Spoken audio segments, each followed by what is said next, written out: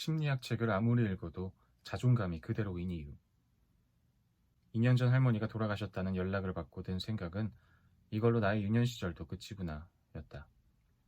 나를 우리 손주라고 불러주던 이가 세상에서 사라졌다는 뜻이기도 했다. 내게 할머니, 할아버지는 특별한 존재다.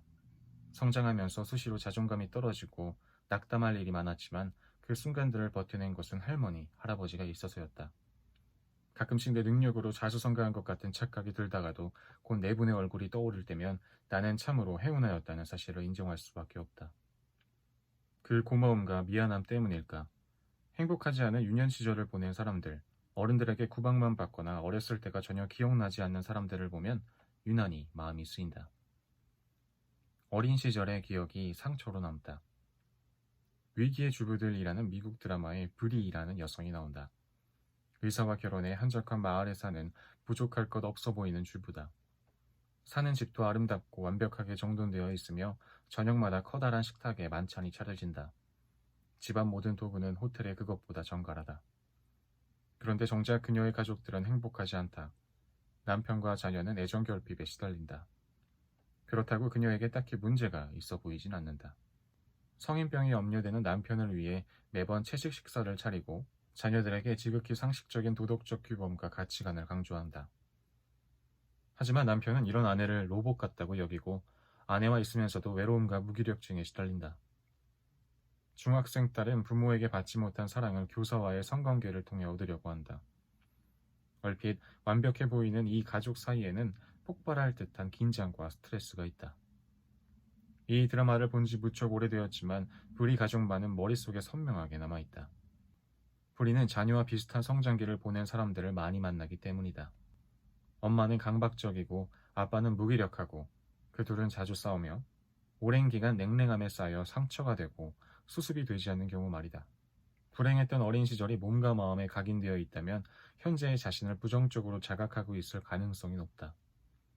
우리는 무엇에든 이유와 결과를 찾으려 드는 습성이 있다. 자신을 이혼한 부모의 자식, 아빠의 폭력을 보고 자란 아들, 눈만 뜨면 싸움질하는 부모 밑에서 자란 사람이라고 낙인을 찍은 이상 그런 스스로를 존중하기란 쉽지 않다. 심리학에 의존하는 심리. 성장기가 불우했던 사람들은 많은 경우 걱정거리를 안고 산다. 무의식적으로 과거의 경험이 현재의 삶에 영향을 미친다는 것을 알기 때문이다. 특히 그 불행이 가족에서 비롯되었거나 현재까지 이어지고 있다면 말할 것도 없다. 이들의 걱정은 부모의 모습을 그대로 투영한다. 자주 싸운 부모 밑에서 자란 사람은 자신도 결혼 생활을 제대로 하지 못할 것 같다는 불안감을 갖고 있고, 폭력 부모 밑에서 자란 사람은 자신도 모르는 사이에 폭력의 가해자나 피해자가 되면 어쩌나 하는 불안에 시달리며 도박이나 술 중독에 빠진 부모를 둔 자녀는 자신도 중독자가 되거나 배우자가 중독자가 되지 않을까 하는 불안에 시달린다. 나아가 이런 감정 상태로 제대로 된 사랑이나 결혼을 할 수 있을지 끊임없이 의구심을 품는다. 적극적으로 이 문제를 해결해보고 싶어하는 이들은 여러 심리학 책을 탐독한다. 불행하고 아픈 사람들이 어떻게 살아가고 있는지 알고 싶고 그 해법을 찾고 싶어한다. 책에는 온갖 종류의 정보와 해답이 들어있어 많은 이들이 도움을 받는다. 왜 이러는지 알 수 없던 감정이 그제서야 비로소 갈피를 잡고 학문의 힘을 통해 원인을 파악하기 때문이다. 심리학 책에서 도움을 받았다고 하는 사람들을 보면 대부분 다음과 같은 과정을 거치는 것 같다. 보편화. 나만 이런 게 아니었구나 라는 생각의 힘은 대단하다. 나만 특별한 환경에서 자랐고 나만 불행한 줄 알았는데 책에는 나보다 더 심한 사람도 수두룩하다. 그래서 마음이 가벼워지고 위안을 얻는다. 죄책감 탈피. 심리학 책에는 이렇게 될 수밖에 없는 수많은 요인이 등장한다. 내가 겪는 문제가 나의 노력이 부족해서 또는 못난 사람이기 때문에 빚어진 결과가 아니라는 주장이 많다. 그 주장들은 설득력까지 갖추고 있다. 사람들은 곧 내가 잘못해서 생긴 일이 아니구나 라는 깨달음을 얻고 오랫동안 시달려온 죄책감을 내려놓는다. 내 의지가 부족해서가 아니고 내가 어리광을 피우는 게 아니라 그 정도 경험을 가진 사람이라면 당연히 이 정도는 괴롭다는 확신을 갖게 된다. 지식화. 감정으로 느끼던 것을 이성적으로 이해하고 해석하게 되면 마음이 편안해진다. 뭔지 모르게 힘들고 괴로웠던 것이 오래된 트라우마였고 나를 지배하는 핵심 감정이었으며 나를 힘들게 한 부모는 투사라는 방어 기제를 사용했다는 것을 알게 되면 괴롭던 모든 상황이 이해가 된다. 그러면 뿌연 안개 속 같았던 마음이 어느새 정리된다. 친구에게 몇 날 며칠 털어놓아도 끝이 없던 신세한탄이 몇 줄의 글로 간결하게 정리가 되니 마음도 그만큼 가벼워진다. 자존감 회복은 몸짱 되기와 비슷하다. 심리학 책 몇 권 읽어서 모든 문제를 해결할 수 있다면 얼마나 좋겠는가. 문제는 심리학 책들의 사용 설명서가 제각각 다르다는 데 있다. 닥치는 대로 책을 읽고 그들의 매뉴얼대로 따라하고 유명 강연을 들어봐도 나아지기는커녕 더 큰 좌절감에 빠지는 경우도 많다. 심한 경우 아무리 노력해도 안 되는 걸 보니 나는 더 근본적인 문제가 있는 것 같아 하며 자포자기하기도 한다. 하지만 문제를 찾고 해결하기 위해 책을 읽는다는 것만으로도 박수를 받을 만하다. 자신의 심리를 파고들고 해결책이 될 만한 행동을 해봤다면 분명 마음은 회복의 길을 걷고 있을 것이다. 그런데 마음이 회복되는 과정은 시간이 걸린다. 때론 원점으로 되돌아가는 과정을 밟기도 한다. 쉽게 말해 다이어트를 시작했다고 해서 하루아침에 살이 빠지지 않는 것과 같다. 조금 빠졌다가 요요 현상이 오기도 하고 자칫 잘못하면 살은 빠지지 않고 다른 부위를 다치기도 한다. 그래서 나는 자존감을 회복하는 과정을 몸짱이 되는 것과 비슷하다고 생각한다. 그런 의미에서 심리학 책만 읽은 사람은 몸짱 트레이닝 교본만 읽은 것과 같다. 트레이닝 교본은 몸이 망가진 이유를 알려주고 근육 만드는 방법도 알려준다. 하지만 실천이 없는 이론은 지식에 불과하다. 몸짱이 되려면 직접 땀을 흘리고 근육 운동을 하는 수밖에 없다. 자존감도 그렇다. 심리학 책만 읽어서는 내가 헬스책 엄청 읽었는데 살이 안 빠져 라고 말하는 것과 같다. 심리학을 독학한 사람들을 만나보면 유난히 부모에 대한 원망이 큰 사람이 많다는데 놀란다. 그들은 놀랍게도 유사하게 자신이 가진 문제의 원인을 부모에게서 찾는다. 자기 문제점을 합리화하고 가정환경 문제로 국한하는 게 가장 쉬운 해결책이기 때문이다. 이들은 너무도 쉽게 과거가 자신을 이렇게 만들었고 그 과거에서 가장 중요한 부분이 부모라고 믿는다. 그러고 미래까지 변함없을 거라고 쉽게 단정짓는다. 참으로 안타깝다. 기억이 감정을 부른다.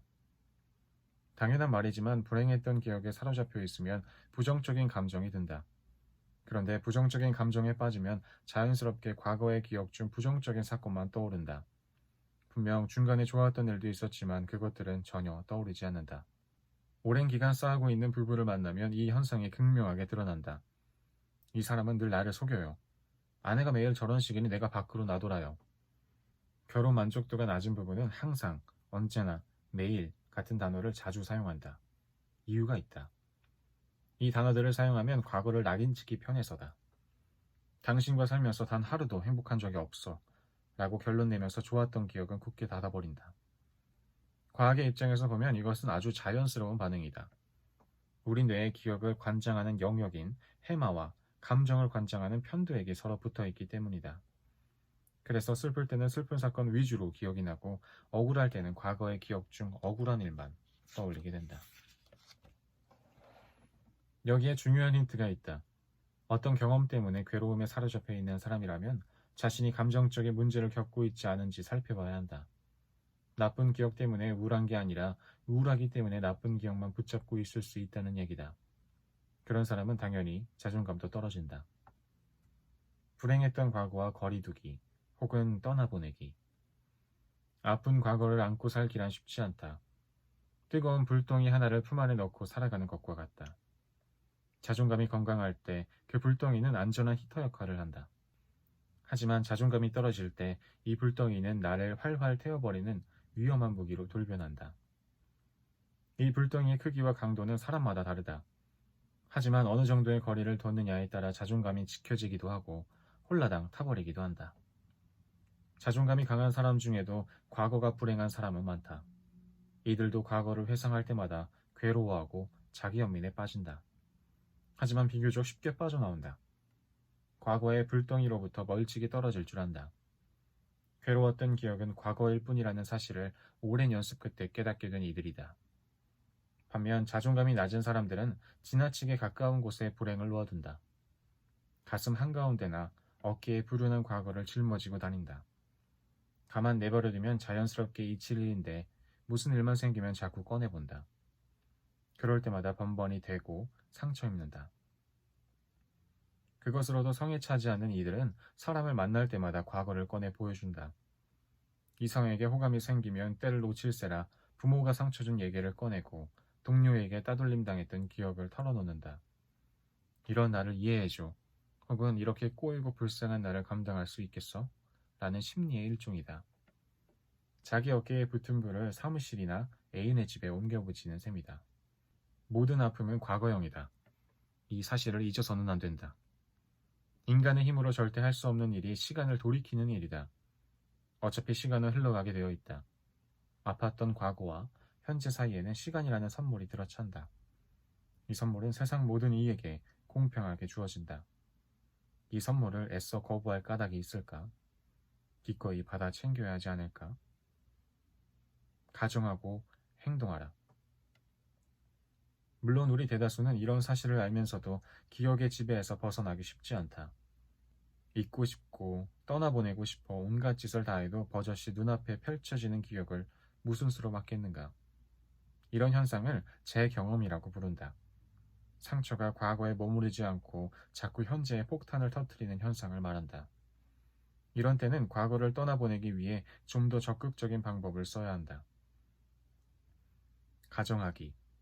만일 내가 불행한 과거의 영향을 받지 않았다면 지금 어떻게 살고 있을까 생각하고 메모한다. 예를 들어 부모님이 사이가 안 좋았지만 만약 그것이 지금 나에게 어떤 영향도 끼치지 못한다면 나는 어떻게 살고 있을지 생각한다. 어릴 때부터 비난을 쉴 새 없이 듣고 자랐지만 그것이 지금 나에게 영향을 끼치지 못한다면 나는 어떻게 살고 있을까 하고 질문한다. 그러면 답이 나온다. 그랬다면 애인에게 차이지도 않고 이렇게 자괴감에 빠져있진 않을 거야. 못난 엄마라고 자기 연민에 빠지진 않겠지. 와 같은 대답이 들려올 것이다. 목표 정하기. 그동안 너무 과거에 집중했던 사람들은 내가 바뀌지 못할 이유에 대해 생각하느라 현재나 미래를 생각하지 못한다. 이제는 목표를 정해야 한다. 시제는 미래여야 하고 긍정형이어야 하며 감정보다는 행동과 관련된 수칙이 좋다. 가령 연인과 헤어진 사람이라면 미련 남기지 말기가 아니라 하루 만에 털어내기를 목표로 해야 한다. 시어머니의 참견에도 신경질 내지 않기가 아니라 시어머니가 스트레스 주는 날 30분간 운동하기로 바꿔야 한다. 목표는 미래형, 긍정형, 행동 위주가 되어야 한다. 가정이 불가능할 때 앞서 제시한 가정 자체가 안 되는 사람도 있다. 너무 오랫동안 과거나 그와 관련된 감정에 묶여있는 사람, 불행을 빌미로 얻는 동정이나 연민의 미련을 버리지 못하는 사람들이 있다. 이런 사람들은 더 기다리면서 가정하는 능력을 키워야 한다. 앞으로 배우게 될 자존감을 키우는 여러 방법 중 미래를 가정해서 목표를 세우는 방법에 주목하면 된다. 나는 절대로 변하지 못할 거란 생각에서 벗어날 수 없다면 누군가 나는 절대로 과거에서 벗어날 수 없어 절대 변하지 못할 거야 라고 말한다면 오히려 좋은 징조다. 자신의 상태를 솔직히 인정하는 데서 문제의 해결점이 시작된다. 벗어날 수 없는 것이 아니라 그동안은 불행한 경험과 감정에 사로잡혀 문제 해결에 관심 갖기 어려웠던 것뿐이다. 앞으로 감정을 조절하고 나쁜 습관 몇 가지를 멀리하는 연습을 하다 보면 절대로 안 될 거란 생각에서 벗어날 수 있다. 자존감 향상을 위해 오늘 할 일, 가정하고 목표 정하기. 만약 내가 과거 경험에 영향을 받지 않는다면 현재 어떻게 살고 있을지 상상해보자. 그리고 그 모습을 위한 목표를 미래형, 긍정형, 행동형으로 적어보자. 오늘은 여기까지 읽겠습니다. 오늘도 수고하셨습니다. 감사합니다. 안녕히 주무세요. 잘 자요.